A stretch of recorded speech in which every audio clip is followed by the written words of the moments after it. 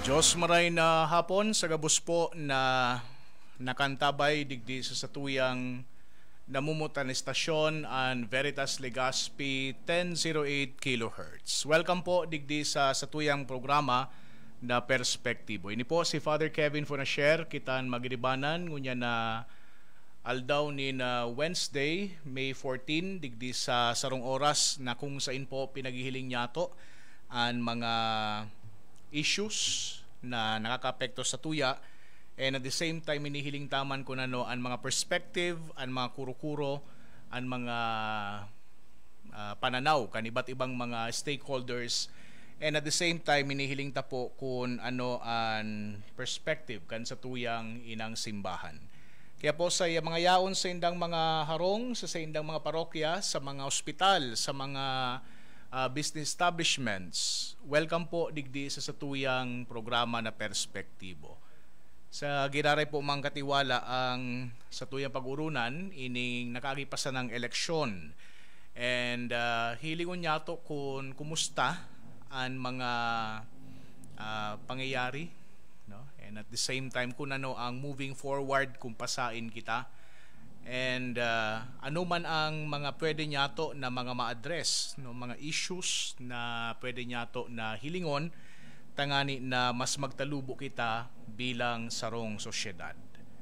So may nagkapira kitang pwedeng pagtauanin doon, enot sa mga choices, ano po, lalong-lalo na sa national, then superinyal na issue manunungod sa vote buying, and ining bago pa sana, although bako man sa nangunya na election kundi nakaaging national elections or general elections, na hiling tana ang proliferation kang disinformation, and nahihiling tana kung papaano ini nakakaapekto sa satuya. And of course hihilingon po niya ito mga katiwala kung where do we go from here, ano ang satuyang pwedeng long term na solusyon sa mga nasabi na mga issues. Ayan. Duman sa during the May 12 elections, kung mariparo po nindo itong mga pangaran, no, nayaon duman po baga sa tuyang balota na sa tuyang pinag-shadan, no. Saro itong very proud moment ninhuli ta, ang feeling kay ito is yaon permi ang may empower ang sa tuyang right bilang syudadano, and yaon man syempre duman ang sense of pride, no? Maski sa momentong ito nakakigwa kita nin feeling na madadangog ang sa tuyang boses. And ang pagboto na itong ginibunyato kang Lunes is an exercise in wisdom. It is an exercise in patriotism and even hope. Pero sabi kan sarong opinion duman sa Philstar, ang nariparo niya wala na duman sa mga pangaran kan mga tunay na statesmen na kaito nag-symbolize nin integrity, nin kapasidad sa kan intelligence or intellect, nawara na su pangaran kan mga nag-embody kan spirit of public service, no? For example, si mga pangaran na pinagtao niya, wala na daw pangaran na Salonga, Tanyada, Tolentino, Jokno, etc. Iyo da ini su mga higante kay itong panahon. So sa indang brilliance, so sa indang political intelligence, as in so sa indang dedication sa kapakanan kan mga Pilipino, garibaga mga istorya na sana, mga myths kang sarong forgotten era. Kundi ngaya ang mga pangaran na nabasa niya, bako so mga pangaran na garibaga yaraon sa history books o kaya man sa mga law journals, kundi sad to say, sabi niya, from movie posters, from gossip columns as in social media trends. Tapos ngaya sa paghiling niya, kay ito ng pagbasa niya kang balota, gari ng pagbasa nin cast, no, sa mga pelikula. Bako na da ito gari baga na legislative promise. Then, sabi kan nagsurat kay itong sa iyang opinion, that is where the shame begins to creep in. Na ang Senado ngaya kay ito, saro na ginagalang na lugar para sa mga reasonableng debate, as in man nation building, ngunyan ngaya, yao na ang danger na gari baga maging entablado na sana ngin kautikan as in grandstanding.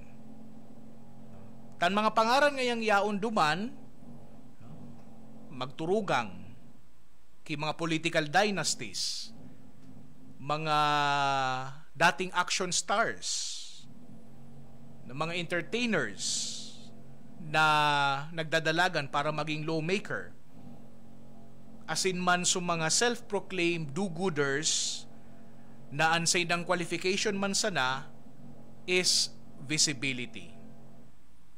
Dit ngayon aram kan mga tawong ini, no, sa paggibonin batas o kaya sa mga polisiya, as in man complexities kan marhay na governance.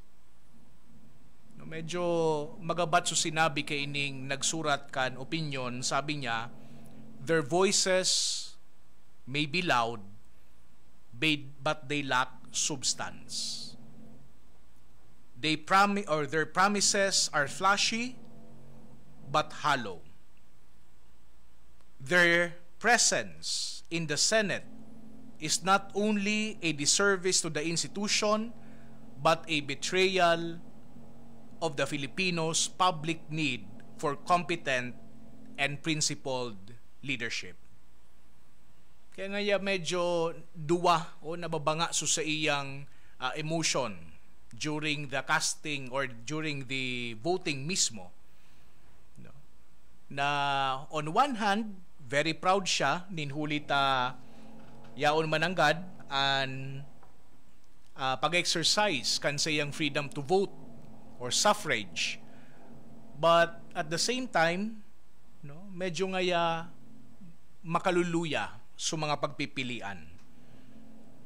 Saro ini sa mga choices kan candidates. Ang pangadua na issue na very rampant, no, lalong-lalo na digdi sa tuyang probinsya, is vote buying. No.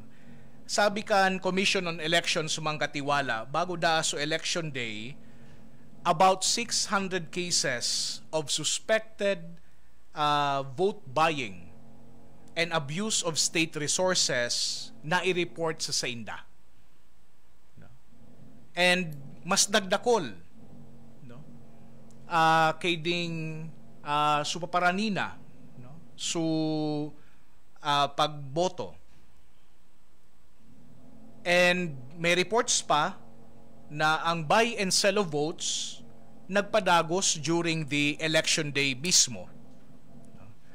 And magayon so sinabi sa giraray, no? Bako nga yabot sabihon na ang sarong illegal na activity, no, widespread o ginigibo kang kadaklan, no, it does not legitimize the deed.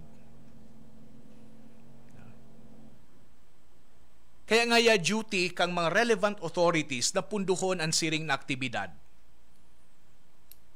Asin man mapuho ang pagpapadagos kayan. So ang satuyang pangadua na nahiling na issue digdi sa